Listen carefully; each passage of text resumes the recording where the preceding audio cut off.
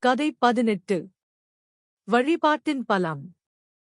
தர்ஷன் என்பவருக்கு நிர்மல் என்ற மகன் இருந்தான். தந்தை மகன் இருவரும் ஒருவருக்கு ஒருவர் மிகுந்த பாசத்துடன் இருந்து வந்தனர். ஒருமுறை விடுமுறைக்கு இருவரும் அருகிலுள்ள காட்டிற்கு சென்றார்கள்.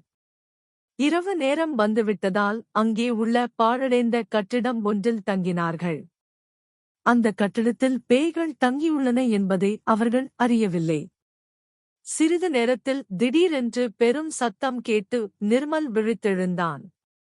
அங்கு ஒரு பேய் நடமாடுவதையும் கண்டு அச்சமுற்றான். அப்போது தர்ஷனும் எழுந்து பேயினைக் கண்டார்.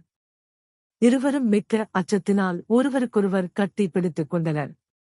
அந்த பேய் அவர்கள் இருவரையும் பார்த்து அவர்களிடம் வந்தது. நான் மிகவும் பசியுடன் உள்ளேன். நீண்ட நாட்களுக்குப் பிறகு மனிதர்களைப் பார்க்கிறேன். சொல்லுங்கள், உங்கள் இருவரில் யாரைக் கொன்று உண்ணட்டும்? எக்காலமிட்டது. உடனே நிர்மல் மிகுந்த கடவுளின் பிரார்த்தனையுடன் பேயிடம், பேயே, எனது தந்தை மிகவும் வயதானவர்.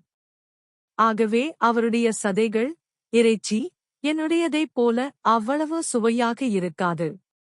ஆகையால் என்னையே கொன்று சாப்பிடு எனக் கூறினான்.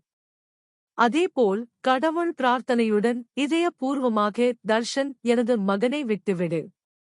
அவன் நீண்ட நாட்கள் வாழ வேண்டியவன்.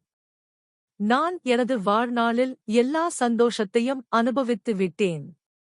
ஆகவே அவனுக்கு பதிலாக என்னை உண்பாயாக என வேண்டிக் கேட்டுக்கொண்டார். பிறகு இருவருமே கண்களில் கண்ணீருடன் என்னைச் சாப்பிடு என்று மாறி பேயிடம் வேண்டிக் கொண்டே இருந்தார்கள்.